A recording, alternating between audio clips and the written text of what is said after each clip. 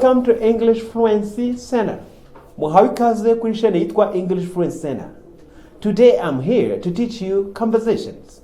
Uyu munsi ndi hano kugira ngo mbigishe ibiganiro. That's why I'm here with my partner. Niyo mpamvu hano mubona ndi kumwe na mugenzi wanje.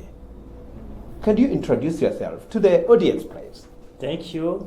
I'm teacher Theogene Shaw. I'm with my friend here, Jean Dodien. We are going to do a conversation, like a dialogue. So I wish everyone to be attentive and follow. Okay? Thanks. Bizera ko biri buze kugenda neza. Arabibwiye amazina ye mwayumvise ni teacher Theogene. Ababyeyi bamwe muzagenda mumusanga aho yigishiriza. So let's get started. Tuzajya tuganira nyuma dusobanure nyuma tumaze kuganira. Let's get started. I hear Batman is supposed to be good. Do you want to see it tomorrow? I have to eat dinner with my family tomorrow. We can watch the Late Show. I think it starts at 9:45. That would be great. What time can you be at the theater by? I can be there at 9:15. Okay, I'll meet you there. What are you doing tomorrow? Nothing really. Let's watch a movie or something. What's on these days? I think they are playing Glory with Ring. That sounds pretty good. Let's watch that. Where should we meet? How about at the subway entrance?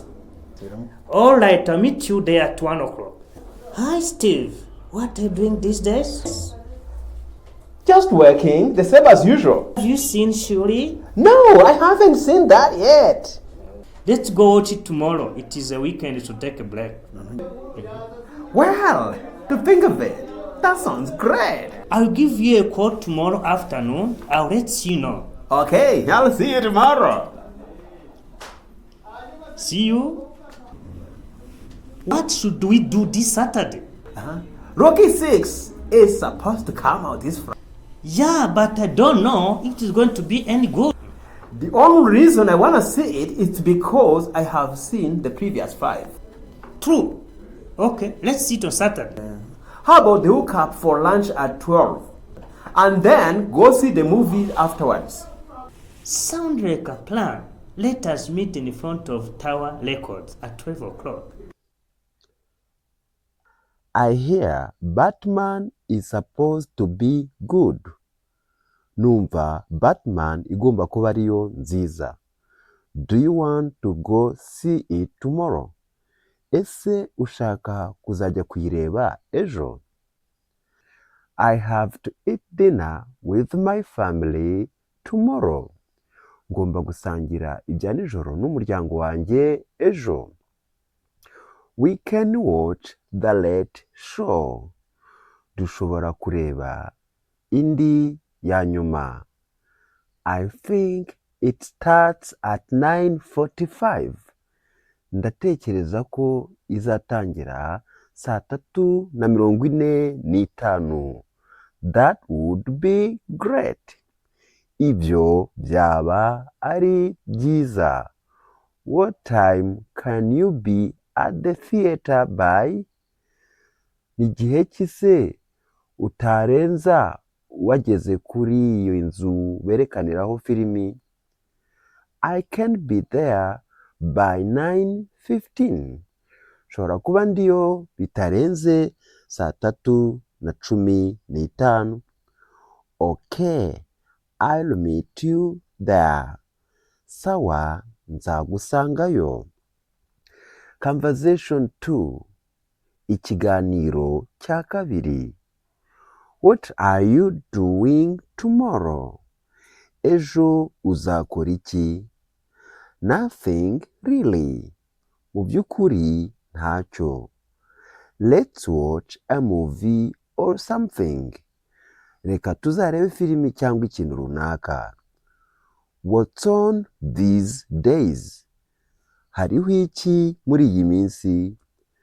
I think they are playing Lord of the Rings. Ndibaza cyangwa ndatekereza ko bazerekana filimi yitwa Umwami w'impeta. That sounds pretty good. Ibyo ndumva ari byiza cyane. Let's watch that. Reka tuzarebe iyo. Where should we meet? nihe dukwiye kuzahurira? How about at the subway entrance? None se wazahurira aho metro yinjirira? Alright, nibyo. I'll meet you there at 1 o'clock. Nzagusangayo saa 7 zuzuye. Hey Steve, what are you doing these days? Komera Steve cyangwa se Stefan. Uzakora iki cyangwa urapanga kuzakora iki muri iyi minsi? Just working. Ni akazi gusa. The same as usual. Ni bimwe bisanzwe. Have you seen Shiri? Wari wabona filime yitwa Shiri? No, oya. I haven't seen that yet. Iyo sindayireba. Let's go watch it tomorrow. Reka tuzajye kuyireba ejo. It's a weekend and you should take a break. Ni weekendi kandi ukwiriye gufata ikiruhuko cyangwa kuruhuka. Well, to think of it, that sounds great. Rero, bitekerejeho, ndumva ibyo ari byiza. I'll give you a call tomorrow about noon. Nzagutelefona ejo nka saa 6 and let you know the time. Maze nkumenyeshe igihe. Okay, I'll see you tomorrow. Sawa, nzakureba cyangwa tuzabonana ejo. See you, tuzabonana. Conversation 4. Ikiganiro cya 4. What should we do this Saturday? Ni biki dukwiye kuzakora kuri iyi Samedi? Rocky 6 is supposed to come out this Friday. Filime yitwa Rocky 6 igomba kuzasohoka kuri uyu wa gatanu. Yeah, but I don't know if it is going to be any good. Yego, ariko sinzi niba yazaba nziza. The only reason I want to see it, impamvu imwe ituma nshaka kuyireba ni because I have seen the previous 5. Nuko nabonye iyabanje 5. True. Okay. Nukuri. Sawa. Let's see it this Saturday. Reka tuzayirebe iyi Samedi. How about we hook up for lunch at 12?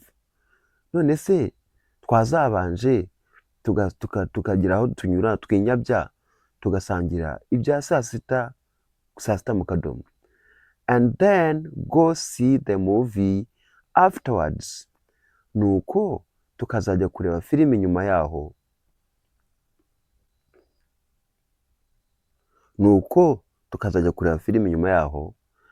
Sounds like a plan. Iyo ndumva ari gahunda nziza. Let's meet in front of Tower Records at 12.